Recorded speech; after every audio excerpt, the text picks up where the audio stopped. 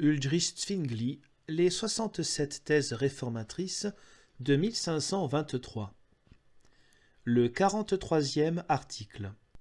En somme, le régime le meilleur et le plus sûr de tous est celui qui ne gouverne qu'avec Dieu, et le plus mauvais et le plus instable de tous, celui qui gouverne selon son propre caractère. Cet article a dans tout l'Ancien Testament l'attestation que, lorsque les Juifs se sont référés à Dieu et à ses commandements, ils s'en sont bien trouvés aussi sous l'angle temporel. Mais quand ils se sont détournés de Dieu, il leur est arrivé de grandes calamités. Donc aujourd'hui encore, notre État et notre régime restent solides, si nous sommes fondés sur le roc qui ne peut pas être ébranlé.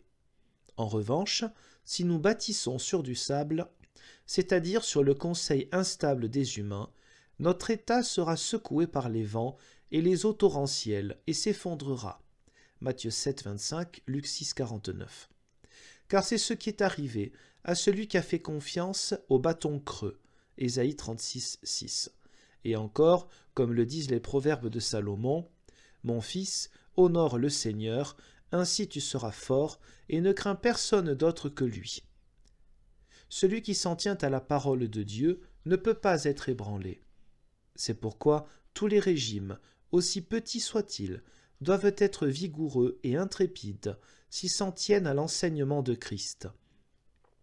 Dieu ne les laissera pas sombrer, et même s'il permet qu'ils soient attaqués, il leur indiquera néanmoins une heureuse issue pour qu'ils puissent supporter l'attaque. 1 Corinthiens 10, 13. On sait bien que garder une chose conquise n'est pas moins que la conquérir. Si donc les croyants veulent rester dans la foi, ils n'y parviendront pas en dormant, mais en devant constamment veiller et travailler. Mais que Dieu soit éternellement loué de nous utiliser dans notre vie et dans notre mort au service de sa parole, par laquelle il vint toujours. La contestation des papistes ne va pas cesser.